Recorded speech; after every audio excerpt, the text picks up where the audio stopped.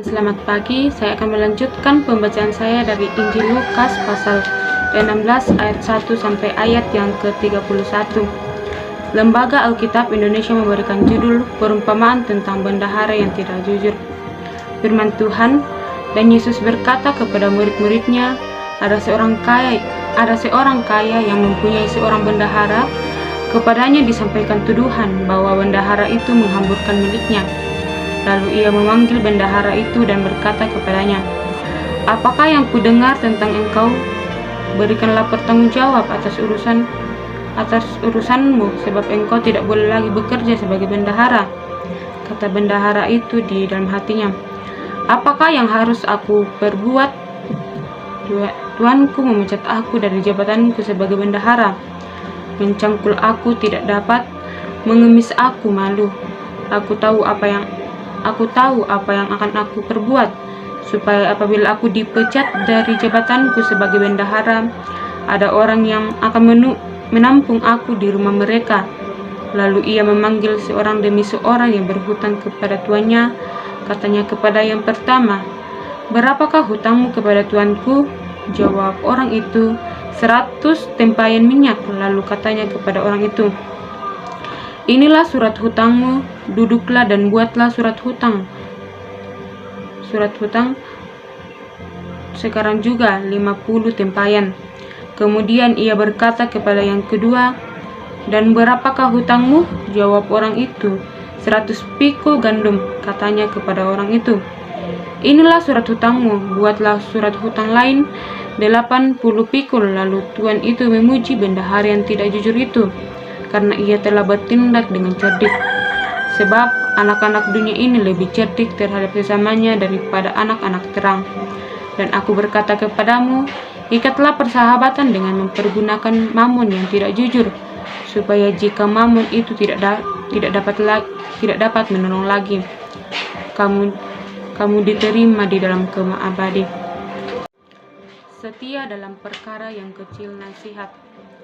Barang siapa setia dalam perkara kecil, ia setia juga dalam perkara besar.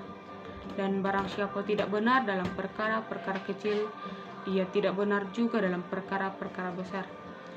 Jadi, jikalau kamu tidak setia dalam hal mamon yang tidak jujur, siapakah yang akan mempercayakan kepadamu harta yang sesungguhnya?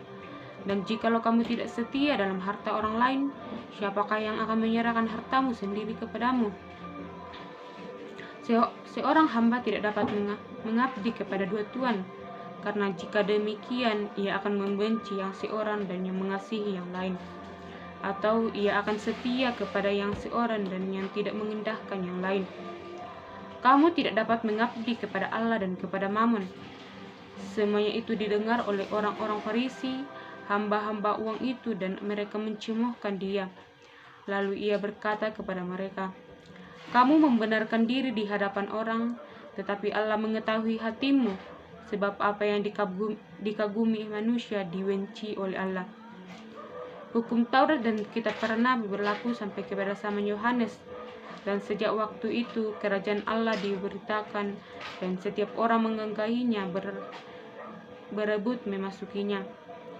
Lebih mudah langit dan bumi lenyap daripada satu titik dari hukum Taurat batal.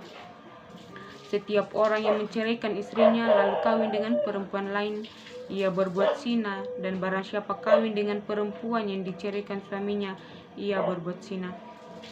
Orang kaya dan Lazarus yang miskin. Ada seorang kaya yang selalu berpakaian jubah ungu dan kain halus, dan setiap hari ia bersukaria dalam kemewahannya.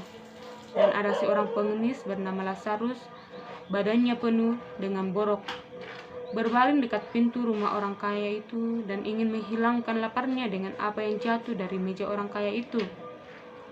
Malahan anjing-anjing datang dan menjilat boroknya.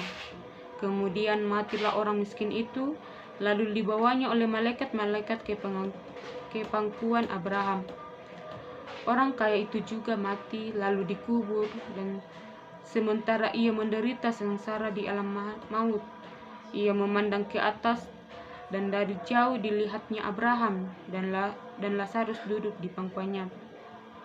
Lalu ia berseru katanya, Bapa Abraham, kasihanlah aku, suruhlah Lazarus supaya ia mencelupkan ujung jarinya ke dalam air dan menyejukkan lidahku, sebab aku sangat kesakitan dalam nyala api ini."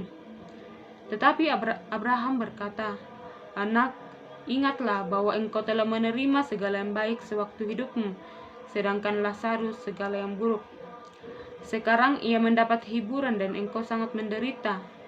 Selain daripada itu, di antara kami dan engkau berbentang jurang yang tak terseberangi, supaya mereka yang mau pergi dari sini kepadamu, ataupun mereka yang mau datang dari situ kepada kami, tidak dapat menyeberang." Kata orang itu, "Kalau demikian, aku minta kepadamu, Bapa, supaya engkau menyuruh dia ke rumah ayahku, sebab masih ada 5 orang saudaraku, supaya ia memperingati mereka dengan sungguh-sungguh, agar mereka jangan masuk kelak ke dalam tempat penderitaan ini." Tetapi kata Abraham, "Ada pada mereka kesaksian Musa dan para nabi." "Baiklah mereka mendengarkan kesaksian itu," jawab orang itu.